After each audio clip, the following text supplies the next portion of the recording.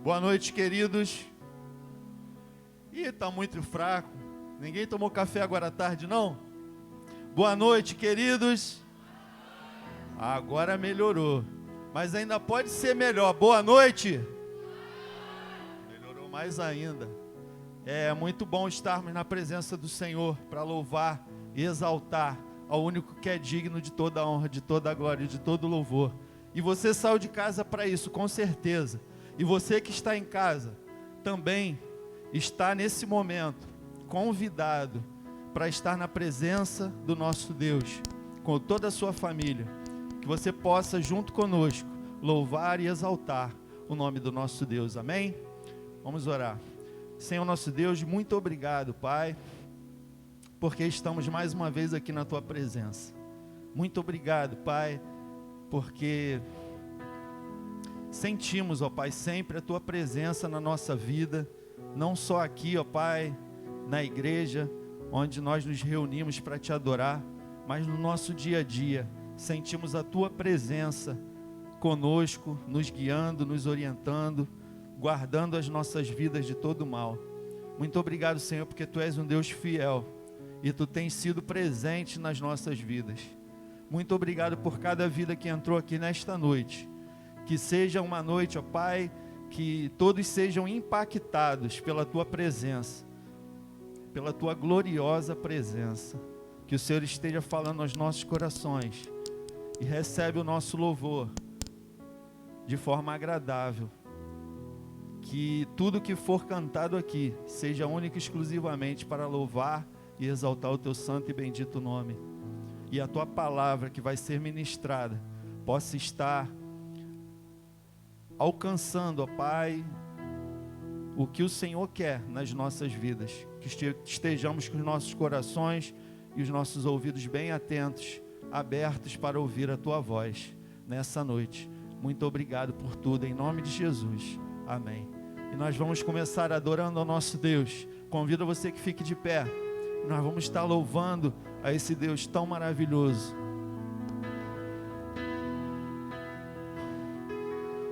O Senhor, Ele está conosco em todos os momentos da nossa vida. Seja no momento que nós estejamos passando pelo deserto, seja em qual momento for, Ele está conosco, amém? E nós vamos declarar isso.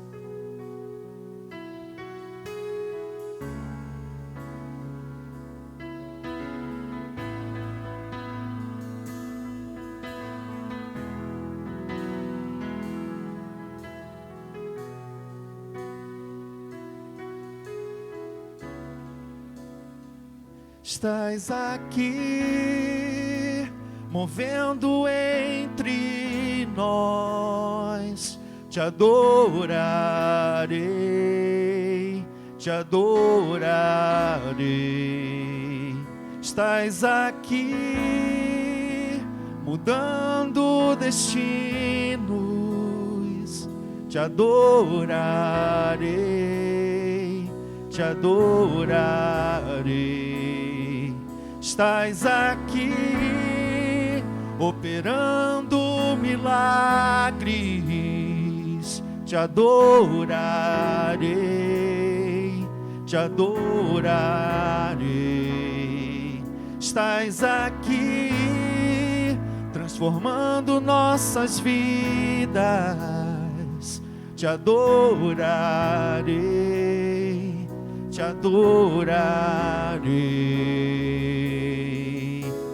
Deus de milagres, Deus de promessas, caminho no deserto, luz na escuridão. Meu Deus, esse é quem Tu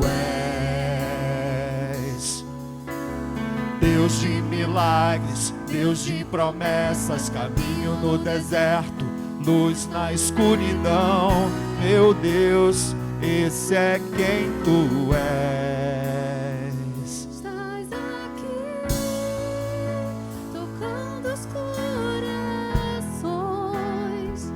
Te adorarei.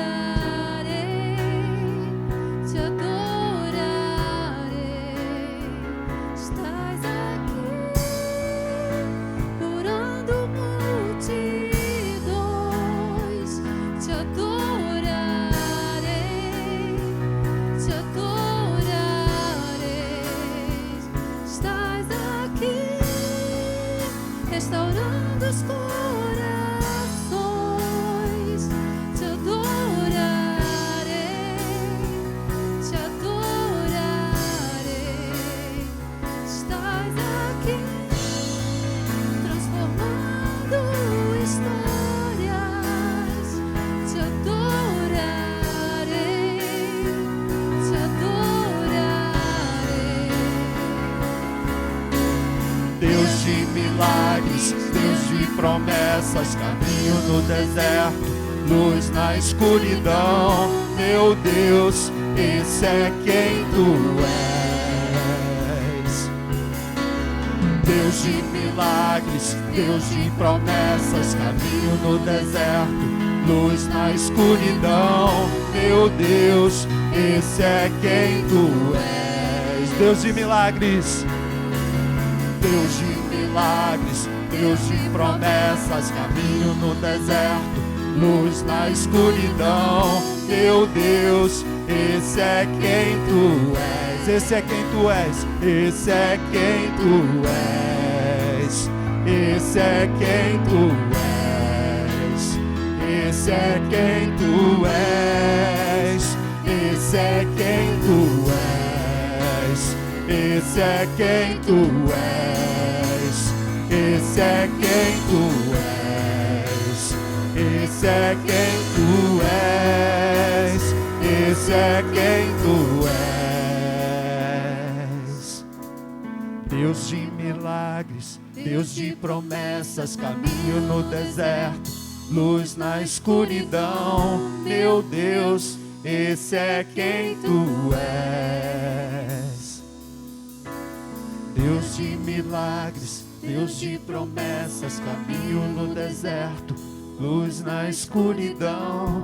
Meu Deus, esse é quem tu és. Ainda que eu não veja, Deus está trabalhando. Ainda que eu não sinta, Deus está trabalhando.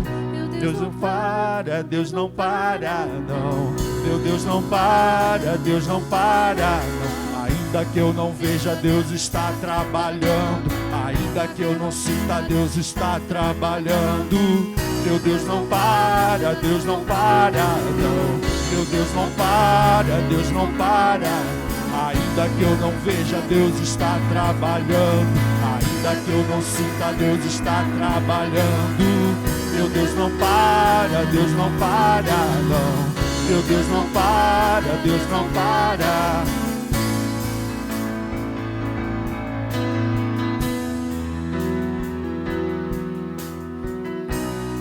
Sabe por que Deus não para? Porque o nosso Deus é um Deus de promessas, Deus de milagres, e Ele trabalha nas nossas vidas, mesmo quando a gente não vê, mesmo quando a gente não sente. Então nós vamos declarar mais uma vez esse coro: Deus de milagres, Deus de promessas, caminho no deserto, luz na escuridão. E o Senhor, Ele age através de nós. Nós somos essa luz. Porque Jesus disse: eu sou a luz do mundo. Quem me segue não andará em trevas, mas terá a luz da vida. Amém? E nós vamos declarar mais uma vez esse coro: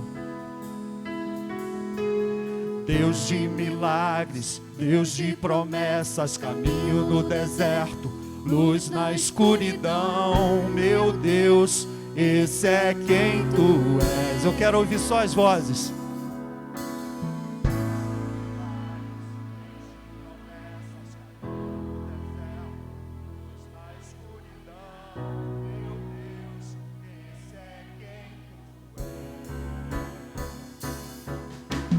Deus de milagres, Deus de promessas, caminho no deserto, luz na escuridão.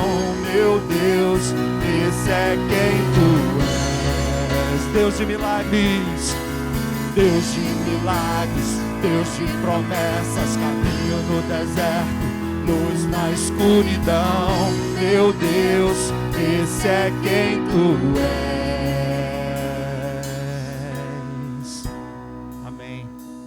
Glorificado e exaltado seja o Senhor. Nós vamos continuar louvando ao nosso Deus. Durante esse cântico, você que trouxe seu dízimo e sua oferta, podem vir até o altar e entregar no altar do Senhor.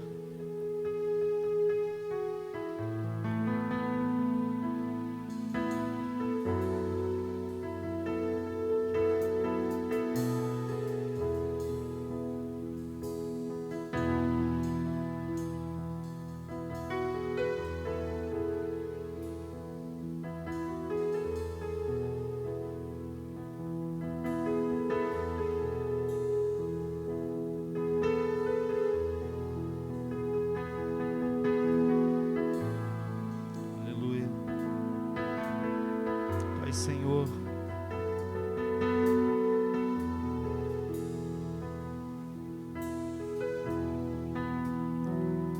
os reinos se abalam, os povos se curvam, as bocas se abrem, as mãos se levantam para dizer que tu és o Rei. Para dizer que tu és o Senhor.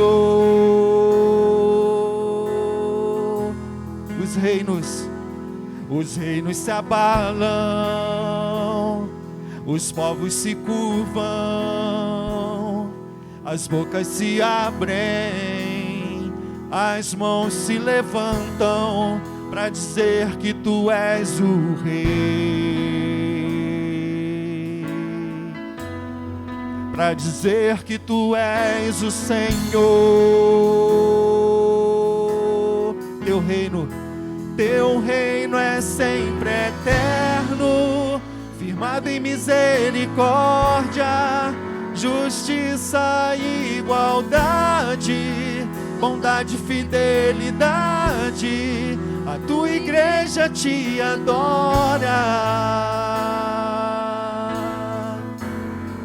A tua igreja te adora. Teu reino é sempre eterno, firmado em misericórdia, justiça e igualdade, bondade e fidelidade. A tua igreja te adora. A tua igreja te adora. Os reinos se abalam, os povos se curvam, as bocas se abrem, as mãos se levantam para dizer que tu és o Rei. Para dizer que tu és o Senhor, para dizer que tu és o Rei, para dizer que tu és o Senhor, mais uma vez para dizer que tu és o Rei. Para dizer que tu és o Senhor. Teu reino é sempre eterno, firmado em misericórdia, justiça e igualdade, bondade e fidelidade. A tua igreja te adora. A tua igreja te adora. Teu reino é sempre eterno, firmado em misericórdia, justiça e igualdade, bondade e fidelidade. A tua igreja te adora. A tua igreja te adora. Amém.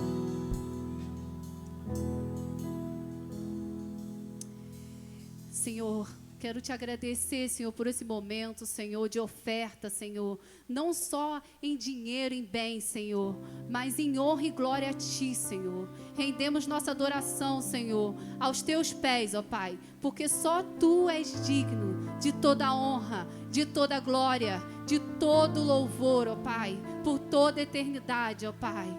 Deus, entrego cada irmão aqui em suas mãos, ó Pai. Aqueles que puderam ofertar, Senhor, que o Senhor prospere cada dia mais. E aqueles que não puderam, Senhor, que o Senhor venha estar provendo, ó Senhor, a Tua bênção, Senhor, a Tua prosperidade, a Tua graça sobre esse lar, ó Pai. Deus, eu te agradeço, Senhor, por cada momento na Tua presença, ó Pai. Em nome do Senhor Jesus. Aleluia. Amém. Amém. Nosso Deus, Ele é poderoso.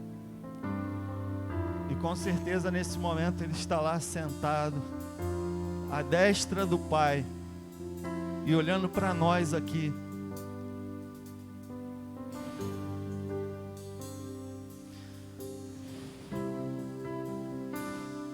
Eu imagino a alegria de Jesus. Eu imagino que nesse momento Ele está no seu coração, dizendo que valeu a pena se entregar na cruz. E nós estamos vivendo esse momento aqui, de oportunidade, de adorá-lo, de agradecê-lo, porque o nosso Deus, Ele enviou o seu Filho, e Ele se entregou por nós. E é por isso que nós estamos aqui. Ele uniu novamente o elo que foi quebrado lá no Jardim do Éden. Jesus, Ele fez uma renovação da aliança de Deus com o homem, do homem com Deus. E nós podemos estar na presença dEle a partir da vinda de Jesus, a partir da entrega de Jesus naquela cruz. O véu se rasgou de alto a baixo e nós temos acesso ao Pai. E Ele merece toda a honra, toda a glória e todo o louvor. Vamos prestar esse louvor a Ele. Recebe no nosso louvor, Senhor.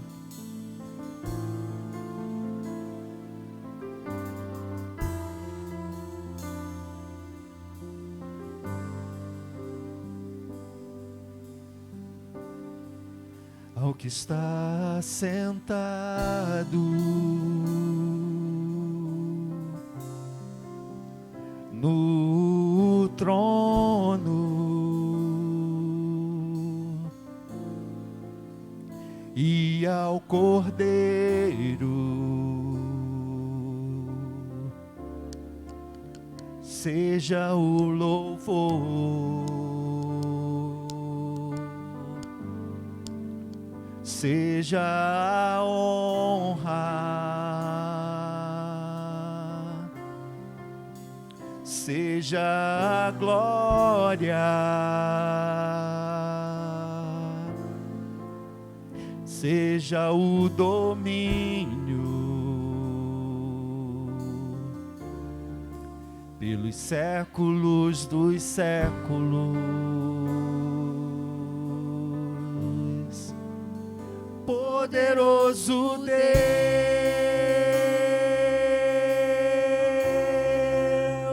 poderoso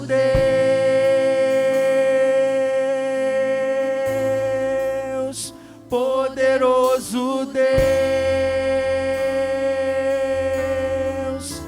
minha alma anseia por Ti.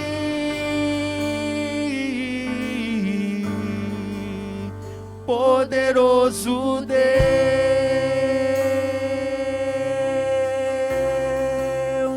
poderoso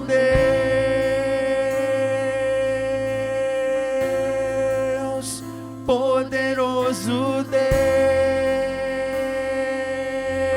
Deus, minha alma anseia por Ti.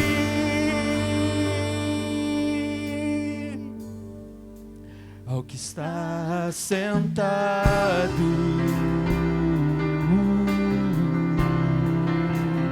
no trono e ao Cordeiro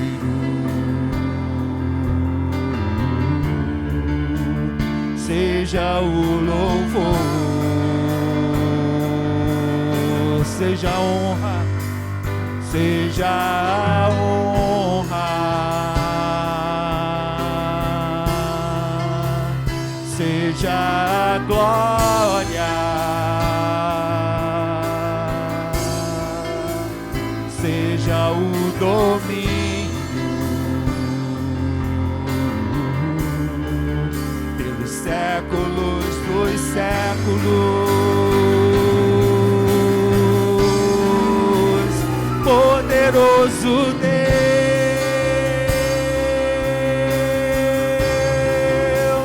poderoso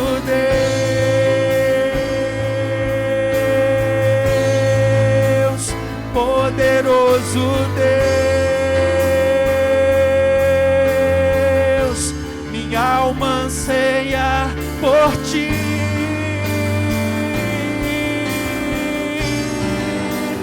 Poderoso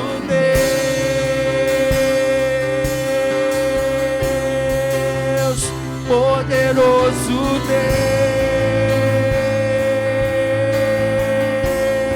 Deus, poderoso Deus,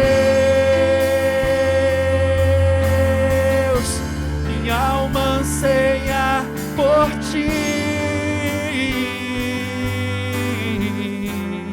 Minha alma anseia por ti, minha alma anseia por ti, minha alma anseia por ti, Senhor.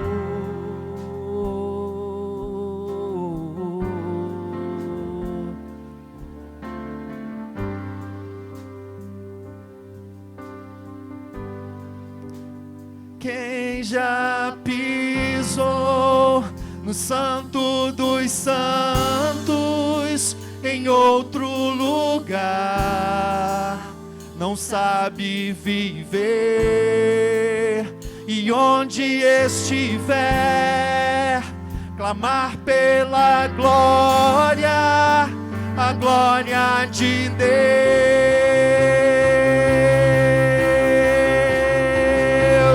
Quem já pisou no Santo dos Santos, em outro lugar, não sabe viver, e onde estiver, e clamar pela glória, a glória de Deus.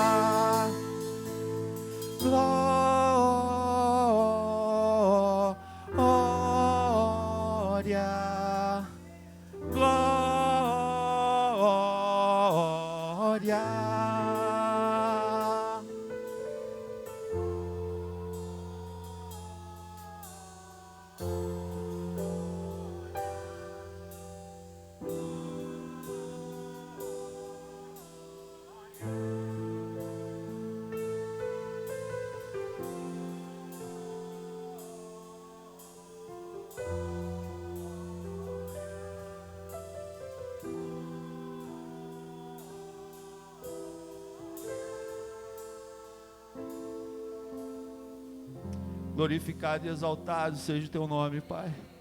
Só tu és merecedor de toda a honra, de toda a glória, de todo louvor. Nosso coração se enche, Pai, de alegria, de poder estar na tua presença, de poder sentir a tua presença entre nós, Pai. Deus, obrigado, Pai, porque o Senhor morreu por nós, porque o Senhor morreu, mas ao terceiro dia o Senhor ressuscitou.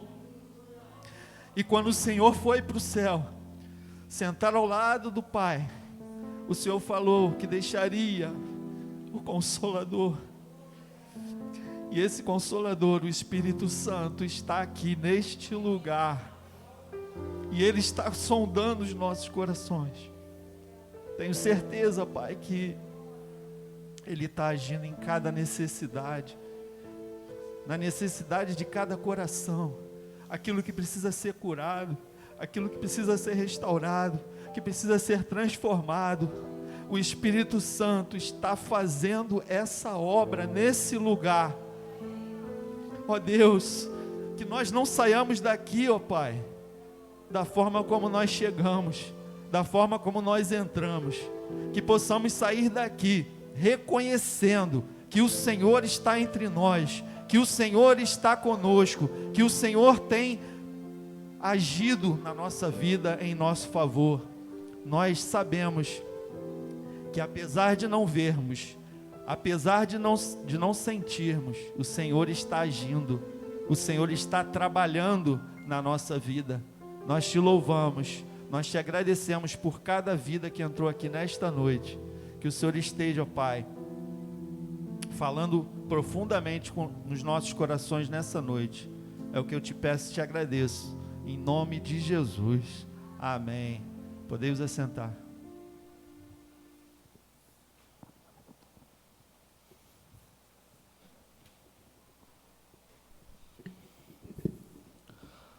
Boa noite, igreja. Estamos aí em mais uma nova série, agora a série do livro de Efésios. Enquanto aí os adolescentes e os jovens solteiros vão seguindo Vânia e Renato, encalhados, perdão, jovens encalhados, né? A gente acredita em milagre, Vitinho. Estamos aí na nova série do livro de Efésios, a maravilhosa graça em Efésios. Hoje nós cantamos diversos louvores que falam do amor de Deus, que falam de quão Deus é poderoso, que falam de quão Deus é maravilhoso, do que Ele pode fazer. E durante toda a nossa caminhada, durante o livro de Atos que nós terminamos, e agora no livro de Efésios, nós estamos aí ouvimos falar várias e várias vezes, uma pequena palavra chamada graça. De manhã, durante a mensagem do pastor Mateus, ele falou sobre graça. À noite vamos falar sobre graça. Durante todo esse mês vamos estar falando sobre graça. E aí, diante de tudo isso, a gente se pergunta, o que é graça? O que de fato seria a graça? Nós podemos falar o jargão, né? Assim, graça é favor imerecido. Só que como assim? Como assim favor imerecido? Como assim eu recebi algo que eu não mereço? E é isso que vamos ver hoje. Efésios capítulo 2. Eu confesso que quem preparou essa série, quem preparou as divisões do texto, foi o nosso seminarista, Osni. E quando caiu para mim esse texto, que foi meio sorteado, eu falei assim, sério? Deu um sorriso assim de orelha a orelha. Porque esse texto, para mim, ele fala de forma especial.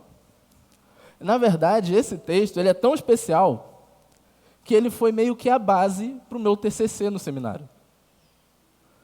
Porque nesse texto, ali nesses pequenos 10 versículos que vamos ver hoje, fala uma verdade bíblica que fala diretamente ao nosso coração. Porque diferente de várias mensagens que hoje são pregadas, esse texto, ele meio que nos coloca no nosso lugar. Nos coloca onde a gente deveria estar, que é debaixo da graça de Deus. Com esse texto, a gente percebe o quão pequeno a gente é. Para falar a verdade, enquanto preparava esse sermão, eu ficava repensando várias coisas que passaram pela minha história. Diversas. Porque nesse texto, a gente vai ver coisas que não vão ser legais para a gente. Porque graça é isso. Graça nos constrange. Graça faz com que a gente se sinta assim, poxa, realmente eu não mereço. E durante toda a minha história assim, pregando aqui na igreja, eu lembro da primeira vez que eu preguei, aqui, assim, no antigo púlpito, aquele vermelhinho, com detalhe, com aquele microfonezinho. Quem é antigo vai lembrar desse microfone. Que era apoiado assim no púlpito e vinha aqui, assim, igual aqueles microfones de palanque. Quem é antigo, quem da época do pastor Emaldo lembra disso? E eu lembro que foi um domingo de manhã, o pastor Emaldo me chamou, porque tinha alguma coisa a ver com... Era período do Dia das Crianças, não lembro direito. E era Salmos capítulo 8. Salmos 8. E depois disso, eu cheio de vergonha, tá? Tem gente que fala que hoje eu não tenho vergonha. Isso é uma mentira, gente. Eu estou cheio de vergonha, tá? Essa introdução aqui é para eu não ficar envergonhado. E aí eu lembro de mim, eu pregando aqui, nervoso, tremendo, apoiado no púlpito, tremendo. Depois desse dia, nunca mais preguei. Dei aula de ABD, fiz um monte de coisa. Voltei a pregar em 2016. Agora, já um jovem, lá nos seus 20 anos. E ali eu prego um texto muito feliz, que era Natal, e era sobre os anjos que vêm dar notícia aos pastores. Assim, glória nos céus aos homens, e na terra aos homens de boa vontade. E aí começa essa rotina de pregar, porque eu vou no seminário, acaba pregando, e numa dessas o pastor Mateus fala assim, você vai pregar domingo à noite. Eu não tinha costume de pregar domingo à noite. Na verdade, eu só tinha pregado uma vez à noite, que foi esse que eu falei. E aí eu lembro muito bem que ele falou assim, texto tal. Se não me engano era Tiago, capítulo 5, capítulo 6. Que era justamente um texto pesado. Era um texto que eu ia virar para a igreja e falar, falando assim, olha, vocês não estão sendo fiéis quanto ao pagamento das pessoas. Quanto ao pagamento de dízimo, quanto ao pagamento... Eu falei assim, gente, eu vou ter que pregar isso? Tendo o pastor da igreja? Detalhe, o pastor da igreja não estava aqui. Eu falei assim, olha que problema. E aí foi vindo várias coisas acontecendo. E eu fui vendo a graça de Deus em minha vida sobre isso. Porque eu tive que pregar temas sérios, pesados. Eu lembro muito bem de pregar sobre desamparo. Lá no texto, que foi, para mim, a pregação mais difícil da minha vida até hoje. Na verdade, 2 pregações mais difíceis. Que foi uma falando sobre depressão, sobre tristeza e luto, em João capítulo 11, com a morte de Lázaro. E a outra foi sobre desamparo, com a fala de Jesus lá na cruz, Deus meu, por que me desamparaste? E estava eu aqui, pobre seminarista, como eu falava para Dani, brincando com você, o seminarista amigo, falando isso, diante de uma igreja. E agora a gente está aqui. E eu confesso que o começo desse texto, eu estou fazendo tudo isso para mostrar que o começo desse texto ele é um texto difícil. Ele é um texto pesado. Porque Paulo, em Efésios, como a gente viu na mensagem pela manhã, ele está ali se apresentando. Fala assim, apóstolo Paulo. E começa a falar assim, a graça de Jesus Cristo, porque tudo é para Ele, tudo é por Ele. Vocês estão nele, vocês devem segui-lo, vocês devem fazer a vontade dEle. E está ali, Paulo falando tudo tranquilamente. E aí, na IBD, a gente vê que Paulo, quem estava aqui na IBD, falou assim, não, Paulo, ele vira e fala assim, eu estou muito feliz que vocês estão seguindo a vontade de Deus. Eu oro para que vocês sejam iluminados. Porque o nosso Deus, Ele está sentado à destra do Pai. Ele tem toda a autoridade sobre tudo. Sobre toda a potestade, sobre toda inimizade, sobre tudo. O nosso Deus é soberano. E aí Paulo, depois de falar tudo isso, dizendo que o nosso Deus é soberano, ele começa a bater no povo, falando assim, porque vocês são filhos da ira. Vamos ler? Efésios capítulo 2, versículo 1. Vocês estavam mortos por causa de sua desobediência e de seus muitos pecados, nos quais costumavam viver, como o resto do mundo, obedecendo ao comandante dos poderes do mundo invisível. Ele é o Espírito que opera no coração dos que se recusam a obedecer. Todos nós vivíamos desse modo, seguindo os desejos ardentes e as inclinações da nossa natureza humana. Éramos, por natureza, merecedores da ira, como os demais. Paulo aqui, ele começa dizendo, falando assim, olha, vocês, e eu também, nós somos merecedores da ira de Deus. Só que antes ele estava falando assim, não, Deus predestinou vocês para a salvação. Deus, antes da fundação do mundo, elegeu vocês para que sejam santos. Só que antes, vocês eram filhos da ira. Antes, nós estávamos mortos em pecado. Antes, nós éramos pecadores. Nós estávamos afundados no mar de pecado. E aí a gente precisa, porque para explicar o que é graça, a gente primeiro precisa enxergar de onde a gente veio. E para isso a gente precisa voltar lá para Gênesis. Tudo foi feito. Deus terminou a criação e viu que era bom. Foi lá, criou Adão e Eva e viu que era muito bom. E todo dia, no final do dia, na viração do dia, como vai dizer algumas versões, ele vinha e caminhava no jardim junto com Adão e Eva. E conversavam. Eles tinham esse relacionamento próximo. Só que aí, quando a gente vira a página da nossa Bíblia, acontece um problema. Gênesis capítulo 3, aparece um elemento chamado a serpente, que nós sabemos muito bem que é Satanás. E ali, usando sua astúcia, por isso uma serpente, convence e mostra para Eva, fala assim, não, vocês podem comer o fruto. Deus ele não quer que vocês sejam iguais a Ele. Vocês podem comer. E aí, Eva olha para o fruto de uma forma diferente. Ela vê que o fruto é bom. O fruto é formoso. Vai lá e pega. E come. E com isso ela vê, nada aconteceu. Vai lá e leva para Adão. Adão come. E aí começa o problema. Os dois comeram o fruto. Um olha para o outro e já começa a abrir os olhos. Fala assim, opa, a gente está nu, e começam a se esconder.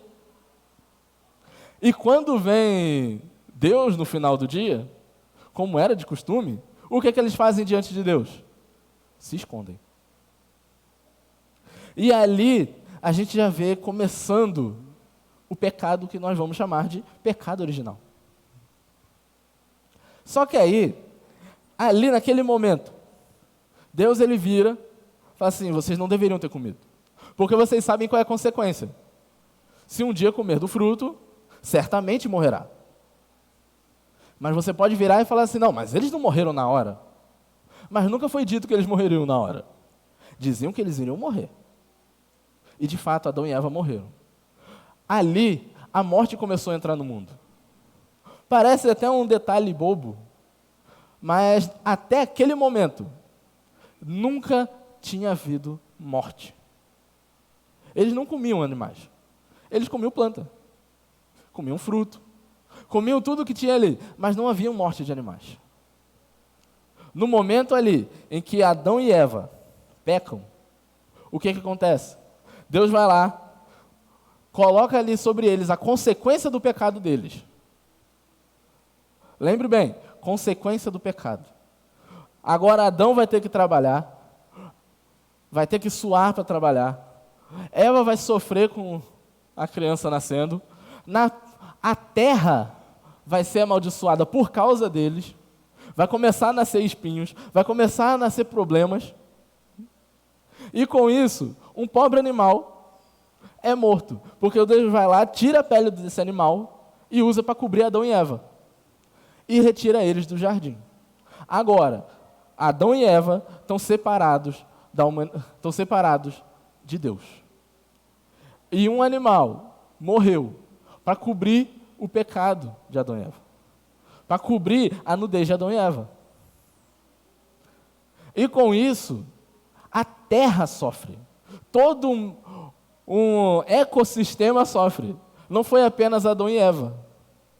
Olha que interessante. Isaías, capítulo 24. Perdão, capítulo 24. Versículo 5 diz assim: a terra sofre por causa do pecado de seus habitantes, pois transgrediram a lei de Deus, violaram seus decretos e quebraram sua aliança eterna. Por isso, a maldição consome a terra. Seus habitantes pagam por seus pecados, são destruídos pelo fogo e apenas alguns sobrevivem. A maldição consome a terra. O que acontece ali no jardim, agora está refletindo na terra. Só que tem um negócio que muita gente gosta de dizer, fala assim: foi Adão e Eva que pecou. Eu não peco. Eu não faço nada de errado. Eu venho à igreja todo domingo. Eu leio a Bíblia. Eu oro. Eu faço tudo isso. Eu ajudo os outros. Eu me preocupo com o meu irmão. Eu falo assim, beleza. Eu sou santo. Tudo certo. Só que tem uma questão. Olha só como é que Paulo vai descrever o que acontece. Romanos capítulo 5. A partir do versículo 12. Olha o que Paulo vai dizer. Quando Adão pecou, o pecado entrou no mundo, e com ele a morte, que se estendeu a todos, porque todos pecaram. É fato que as pessoas pecaram antes que a lei fosse concedida, mas porque ela não existia, seus pecados não foram levados em conta. Mesmo assim, do tempo de Adão até o de Moisés, todos morreram, incluindo os que não obedeceram a uma ordem explícita de Deus. Os que não desobedeceram a uma ordem explícita de Deus, como Adão desobedeceu. Na verdade, Adão é um símbolo, uma representação daquele que haveria de vir. Então, Paulo aqui ele vira e vai dizer assim: olha, Adão ele é um símbolo. O pecado no mundo entrou por causa do que aconteceu ali no Jardim do Éden. E não apenas isso. Você pode parar e pensar assim, olha, muitas pessoas, que acontece ali de Adão até vir a lei que é em Moisés, ou seja, praticamente o livro de Gênesis inteiro, tudo ali que acontece, as pessoas não estavam desobedecendo a lei porque não tinha lei. Como é que pode virar e falar assim, eles desobedeceram a lei? Verdade. Eles não desobedeceram a lei explícita. Porém, todos eles morreram. E qual era o castigo? Qual era a consequência, na verdade, de comer o fruto? A morte. Ou seja, a morte estava se fazendo presente. Todas essas pessoas morreram. Todas essas pessoas estavam sobre o pecado. Davi vai descrever, lá em Salmo 51, o famoso Salmo do cria em mim, ó Deus, um coração puro. Salmo 51, versículo 5, Davi vai dizer assim: eu nasci em pecado. Eu fui concebido em pecado. Em pecado, concebeu a minha mãe. Me concebeu. Eu já nasci como pecador. Eu já nasci como um pecador, já nasci marcado por isso. Em Romanos capítulo 3, olha só a descrição. O que Paulo faz em Romanos capítulo 3? Ele começa a pegar vários trechos de salmos. Ele pega vários salmos, ele pega várias profecias presentes de Isaías e começa a compilar elas. Coloca ali na lista e falando assim, olha só como é que vocês são. Romanos 3, só voltar uma folhinha de Romanos 5. Olha essa descrição, Romanos 3, a partir do 9. Pois bem, devemos concluir que nós, judeus, somos melhores do que os outros?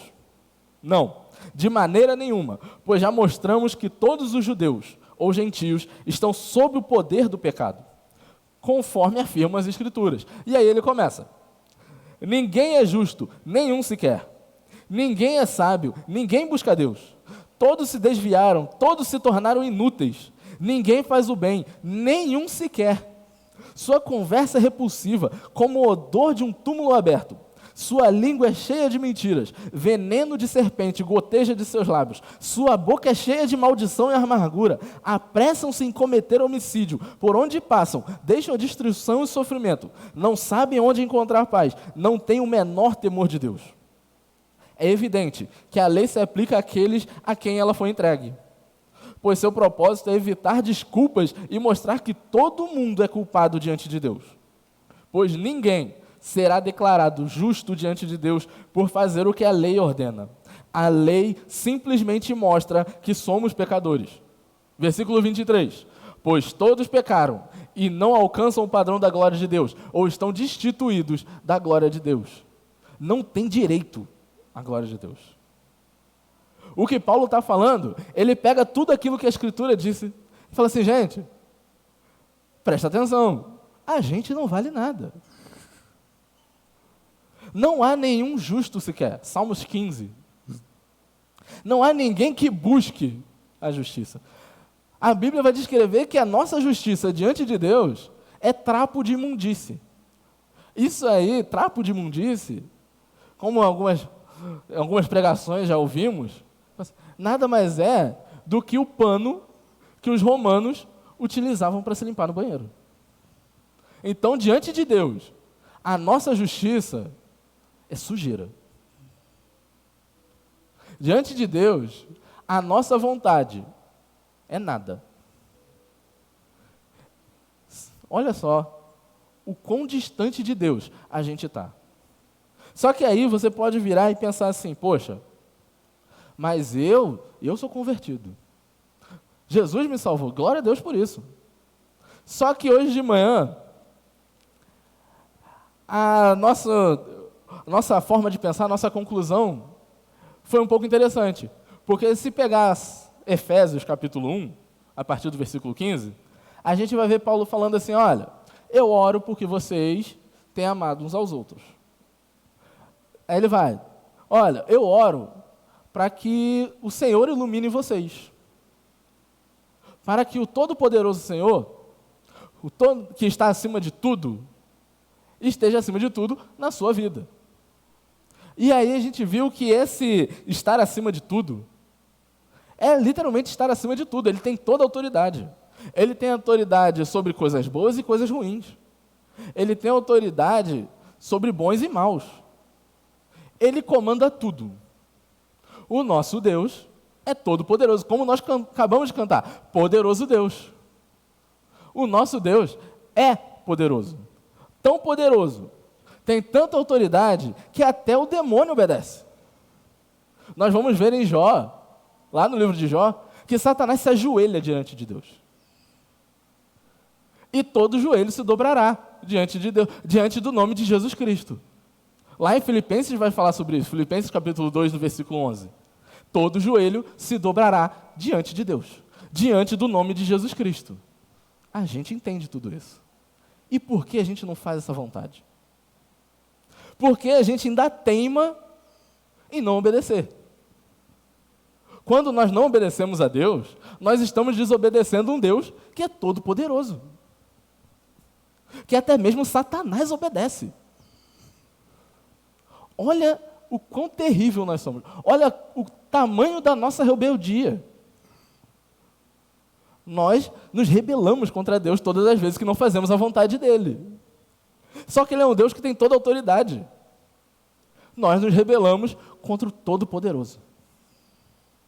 E com isso, nós não podemos nos chegar a Ele. Não tem como. Nós somos maus. nós somos incapazes de chegar, porque nos rebelamos. Nós somos rebeldes. Essa é a verdade. Porque todos os dias estamos ali como Adão e Eva diante do fruto. E escolhemos o fruto. Só que, graças a Deus, a história não acaba aqui. Vamos voltar lá para Efésios? Nós terminamos ali em Efésios capítulo 3. Se a história acabasse aqui, já era.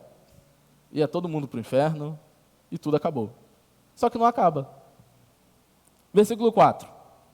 Mas Deus é tão rico em misericórdia e nos amou tanto que, embora estivéssemos mortos por causa de nosso pecado, Ele nos deu vida juntamente com Cristo.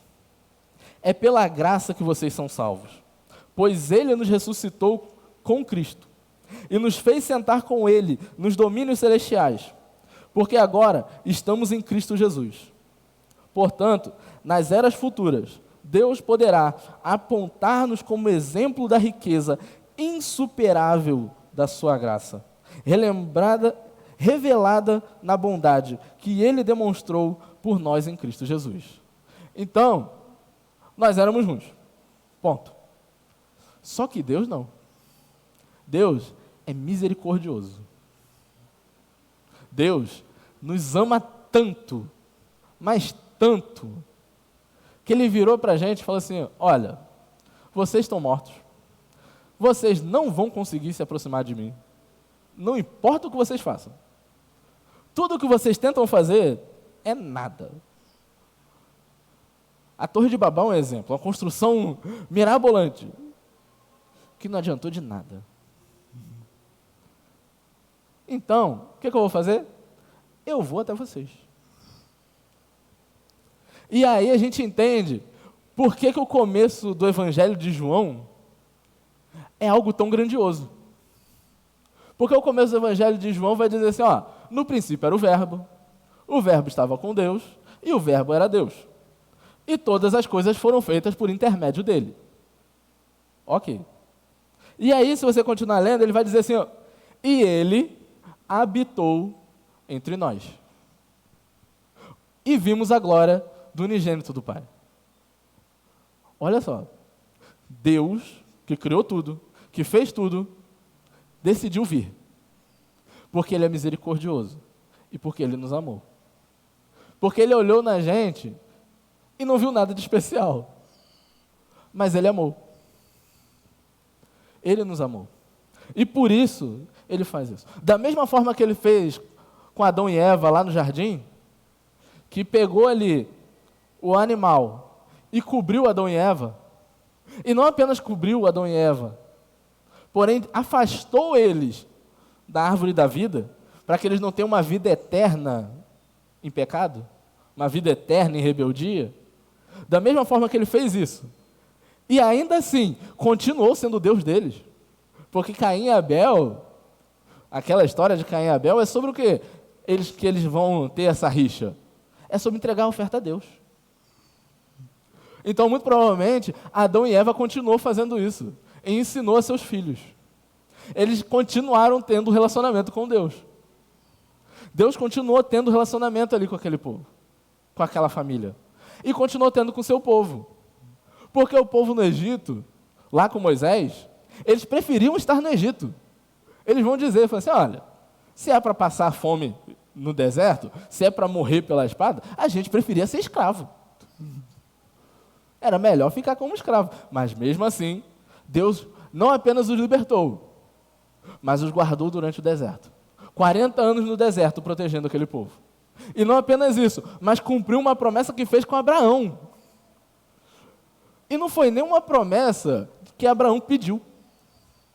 Abraão não pediu. Foi Deus quem falou assim, Abraão, eu vou fazer de você. Você não vai me pedir nada. Sou eu que faço. Você não precisa me dar garantia de nada. Sou eu que vou fazer. Eu te dou toda a garantia. E aí, a gente começa a entender um pouco o que é graça. Porque, como o pastor Mateus, esse charis, né, em grego, essa graça, ela nada mais é do que um presente que eu não mereço. Sabe aquela criança que apronta todas, né? Aquela que agora não tem, né? Mas aquela criança que normalmente é do culto, fica correndo de um lado para o outro, de um lado para o outro. Aí vira a mãe e fala assim, olha, para de correr, que você vai cair, vai se machucar. A criança continua correndo. O que acontece? A criança vai lá, tropeça, cai e rala a testa. Qual é a nossa reação? A nossa reação é assim, ó, bem feito. Só que aí, a mãe dessa criança vai lá, pega a criança, passa ali o mercúrio, só que mercúrio não pode mais, né? Passa ali o mectiolate, que não arde hoje em dia, né? Passa ali, trata da criança, faz ali o curativo, cuida da criança, e ainda vira e fala assim, ó, toma, filho, toma esse presente aqui, ó, um capacete. A gente vai olhar e falar assim, essa mãe é doida. Como assim? Ainda deu um capacete para a criança correr, cair no chão e não machucar? Tem que machucar mesmo para parar de correr. É o que Deus fez com a gente. A gente estava bem. Deus virou e falou assim, ó, não faz isso. Não come do fruto. O que aconteceu? Comeu. Deus foi lá, como a mãe que pegou, passou o remedinho, foi lá, cobriu eles e cuidou deles. E não apenas isso. Foi cuidando durante bastante tempo. E chegou e falou assim, ó, toma, vocês estão mortos, toma a vida. Vocês estão em pecado, toma aí a liberdade do pecado. E vai viver. E vai viver. Agora, como salvos, somos livres do pecado. Assim como a criança que caiu, ela está livre para correr. Só que aí, ela tem que pensar, tem que analisar. Assim, opa, se eu correr, eu vou cair. E vou me machucar. Não é porque eu tenho um capacete que eu devo cair. Porque cair é ruim. Da mesma forma, gente. Não é porque eu tenho vida, não é porque eu tenho perdão dos pecados, que eu devo pecar. E é o que Paulo vai falar naquele texto de Romanos, capítulo 3, que eu parei no versículo 23. Vamos ver a continuação dele? Romanos 3, a partir do versículo 24. Romanos 3, a partir do versículo 24. Olha só, Paulo terminou dizendo assim, olha, todos pecaram e não merecem a glória de Deus. Versículo 24. Mas ele, em sua graça, nos declarou justos por meio de Jesus Cristo, que nos resgatou do castigo por nossos pecados. Deus apresentou Jesus como sacrifício pelo pecado, com o sangue que ele derramou, mostrando assim sua justiça em favor dos que creem. No passado, ele se conteve e não castigou os pecados antes cometidos, pois planejava revelar sua justiça no tempo presente. Com isso, Deus se mostrou justo, condenando o pecado, e justificador, declarando justo o pecador que crê em Jesus. Deus é justo. Deus, ele busca a justiça. Por isso que Jesus vai falar assim, bem-aventurado quem tem sede de justiça. Porque justiça é um atributo de Deus. Justiça é algo que faz parte de Deus e que ele divide com a gente. Por isso que tem hora que nós queremos justiça. Só que a nossa justiça não se compara dele. E ele falou assim, tem que morrer alguém. Tem que morrer. Pecou, o castigo é pecado. A consequência é pecado. A consequência é morte. Então tem que morrer. Só que vocês aí, não está adiantando. Vocês não vão conseguir. Porque assim como Adão, que era perfeito, pecou, alguém que é perfeito tem que morrer. Então, por isso que tinha aquele negócio de sacrificar um cordeiro, que não podia ter imperfeição, porque precisava ser perfeito. Só que aquilo ali não durava. Durava até o próximo pecado. Durava até a próxima queda. Durava até o próximo tropeço. E mesmo assim, não cobria. Eles tinham ali uma sequência de rituais para tentar cobrir. E mesmo assim, precisava ser feito anualmente. Várias e várias vezes. Jó, que era um homem justo, Ele sacrificava pensando assim, talvez meus filhos tenham pecado. Então vou sacrificar por causa disso. Só que mesmo assim, não adianta. Então precisava de alguém limpo, precisava de alguém puro. E aí o que Deus faz? Fala assim, ó, já que é assim, eu vou. Eu vou para resolver isso. Então Deus ali decide se encarnar, se tornar homem, para vir e morrer no nosso lugar. E Paulo vai descrever muito bem, dizendo assim, olha, Deus ele se mostrou justo, porque ele condenou o pecado. Ele condenou o pecado, pregando o nosso pecado lá na cruz. O pecado morreu.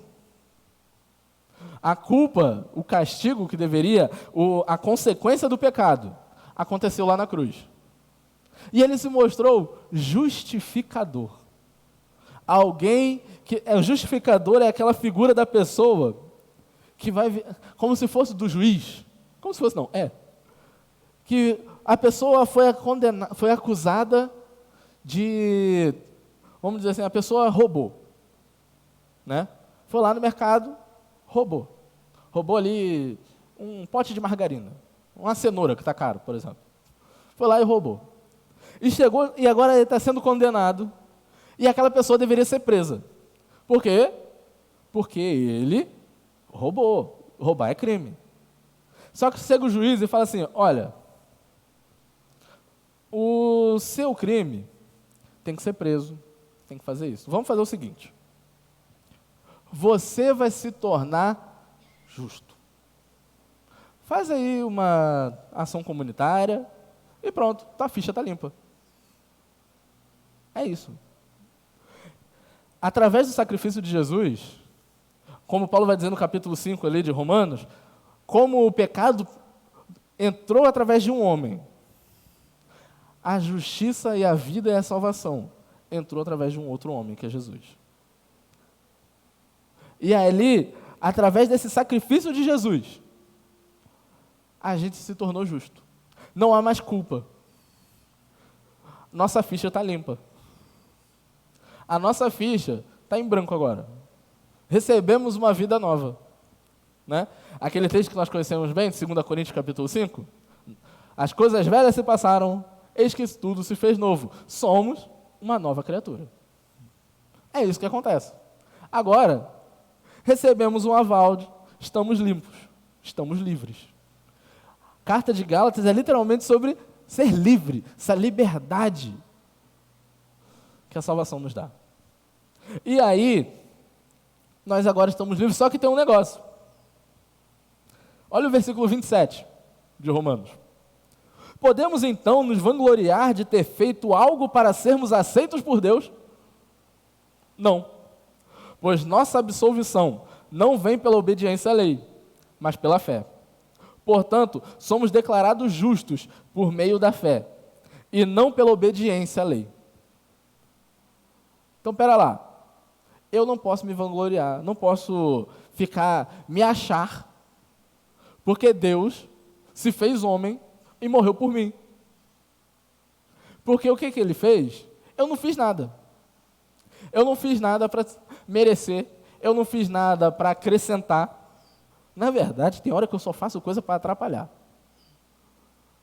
E aí, se eu não fiz nada, se eu não tenho isso, não tenho nada para fazer, então não tem por que eu falar assim, opa, parabéns, eu mereço. Eu sou o cara. Jesus veio e morreu.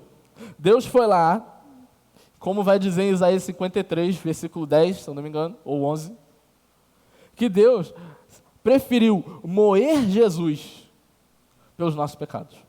Agradou-se a Deus moê-lo pelos nossos pecados. Jesus sofreu porque Deus quis.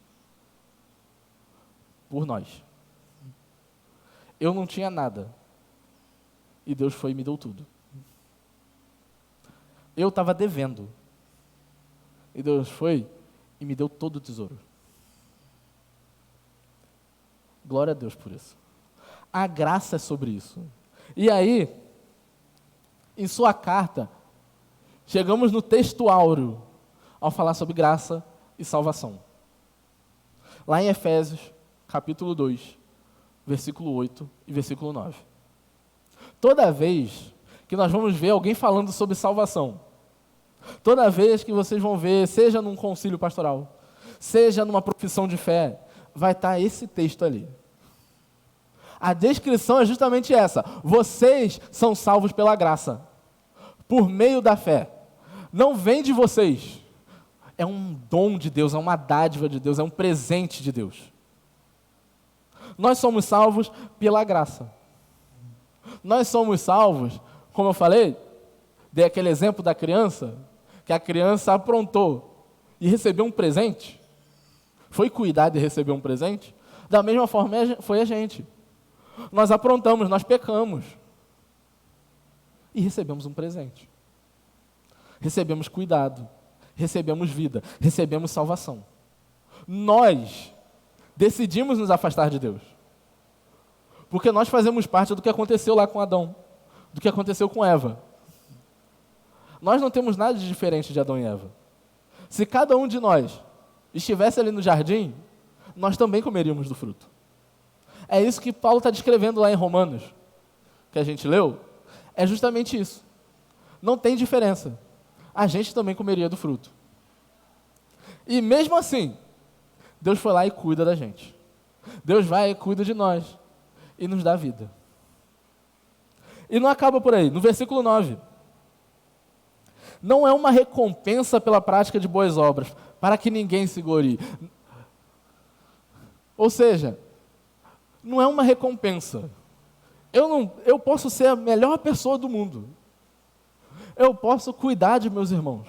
Eu posso ser fiel, ser um fiel dizimista. Eu posso ser um fiel pregador da palavra. Eu posso pregar a Bíblia de Gênesis a Apocalipse. Mas eu não mereço nada. Porque a salvação que Deus me deu foi Jesus. E é importante a gente frisar uma coisa, que até durante a história assim, das traduções da Bíblia, né, é um dos elementos que se usa para ver se a tradução da Bíblia é boa ou não. Que é virar e dizer assim, olha, Efésios capítulo 2, versículo 8, vai dizer que nós somos salvos pela graça, e não de graça. Tem que prestar bem atenção nisso. Porque essa preposiçãozinha pequenininha faz muita diferença.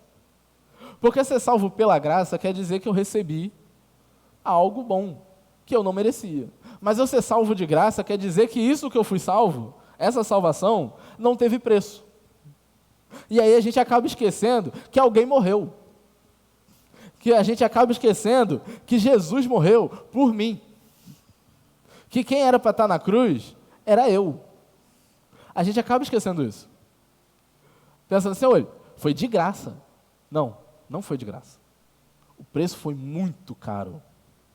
Porque o preço foi o Filho unigênito de Deus. Foi o próprio Deus que se fez carne, que se humilhou, se esvaziou, tomou forma de homem e foi fiel até a morte, e morte de cruz. E por causa desse sacrifício, o nome dele estará sobre todo o nome, e todo joelho se dobrará. Por causa disso. Nós não podemos esquecer isso. Nós não podemos esquecer que essa graça não foi de graça. Que essa graça foi muito cara. Foi tão cara que eu não conseguiria pagar.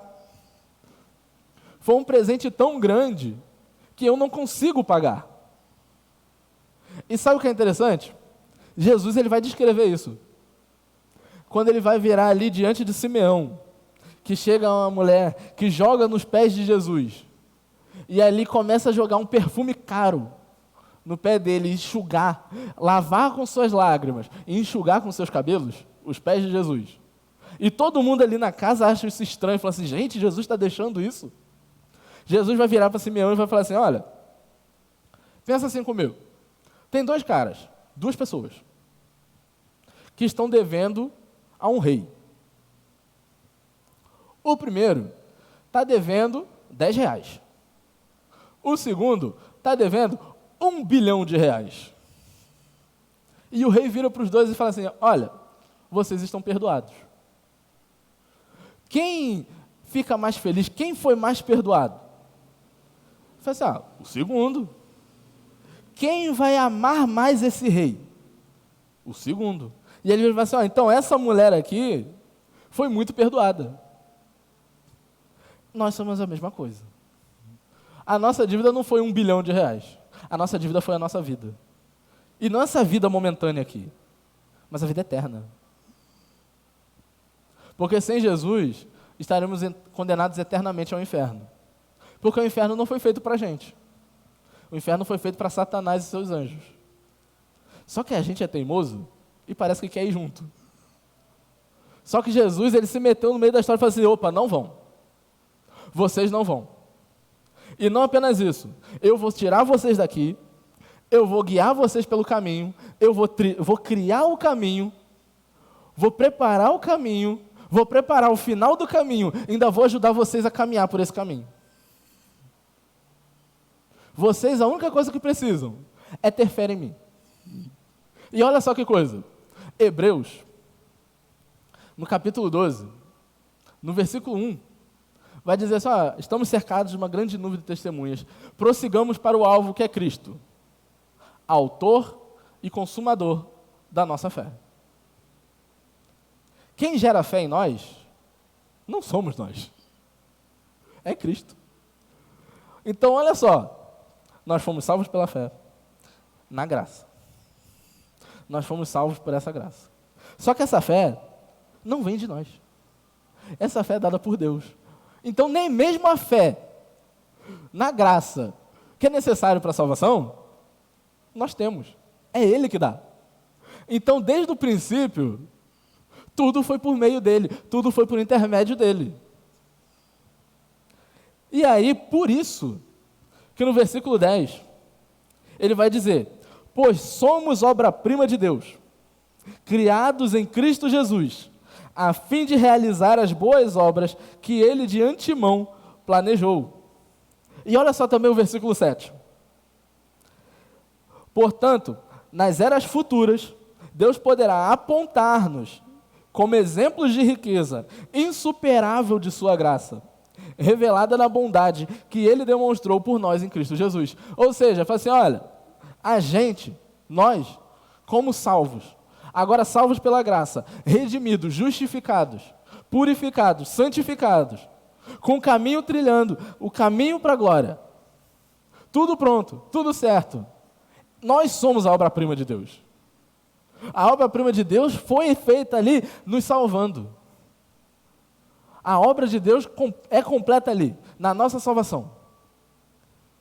Para que no futuro, essa mudança, essa conversão de fato, essa mudança total de caminho, sirva de exemplo.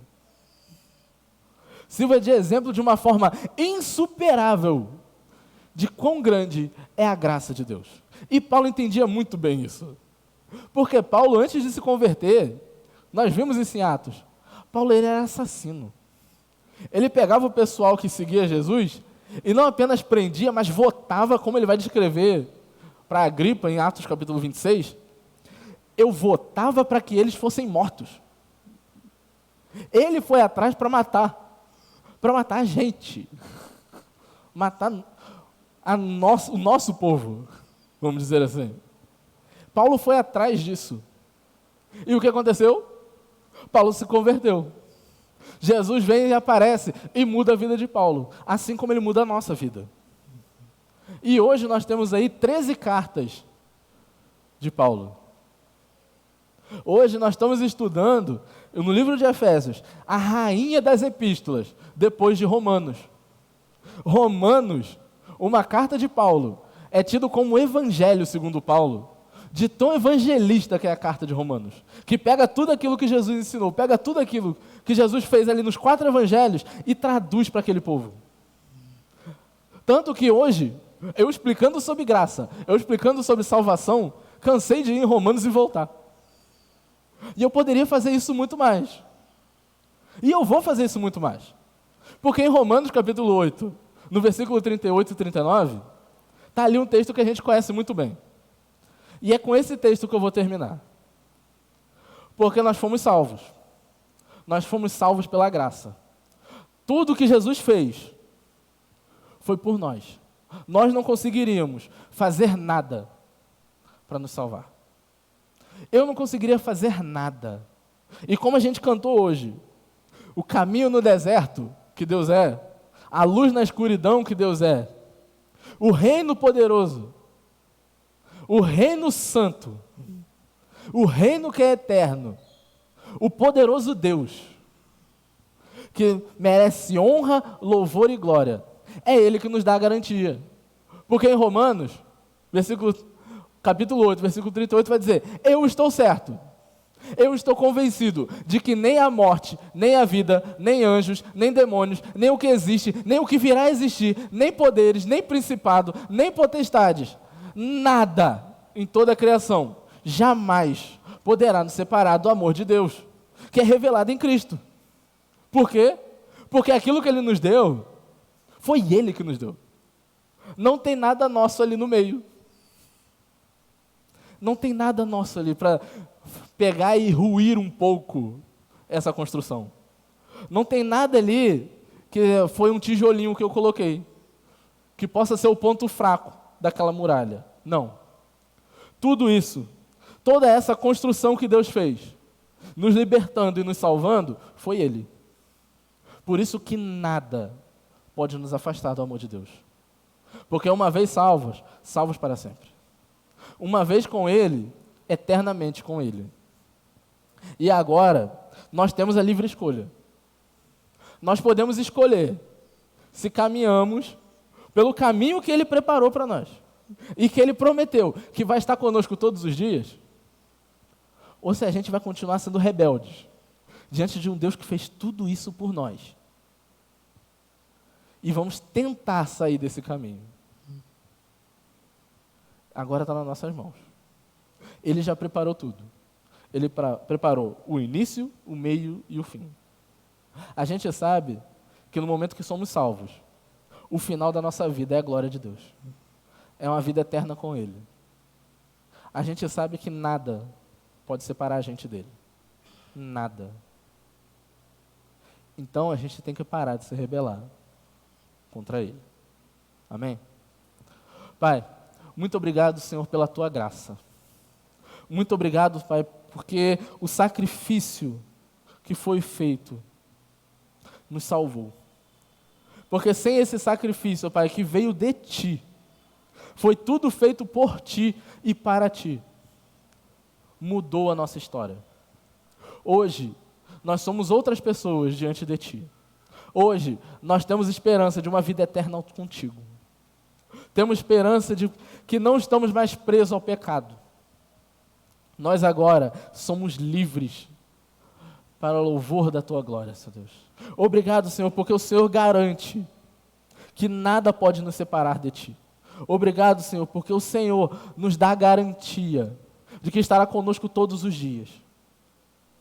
Muito obrigado, Senhor, pela Tua graça. Muito obrigado, Senhor, porque todos os dias o Senhor derrama ela sobre nós. Todos os dias a Sua graça é derramada e transforma nossas vidas, Senhor. Pai, esteja conosco. Esteja derramando essa Sua graça sobre nós. Esteja derramando Sua graça sobre a Sua igreja, Senhor Deus. Esteja mudando a nossa história e a história de quem está próximo de nós. Que possamos ser um canal. Assim como Cristo foi um canal que trouxe vida para nós, que possamos ser um canal que leva a Cristo para os outros. Que o Senhor possa estar fazendo isso através da nossa vida. Que o Senhor possa dar o privilégio de sermos um canal da Tua graça, Senhor Deus. Que o Senhor possa nos abençoar, ó Pai. Que o Senhor possa abençoar a Tua igreja. Não hoje, mas todos os dias, ó Pai. Esteja conosco. É isso que eu te peço e te agradeço. Em nome de Jesus. Amém. Irmãos, vão com Deus, vão na paz. E até domingo que vem.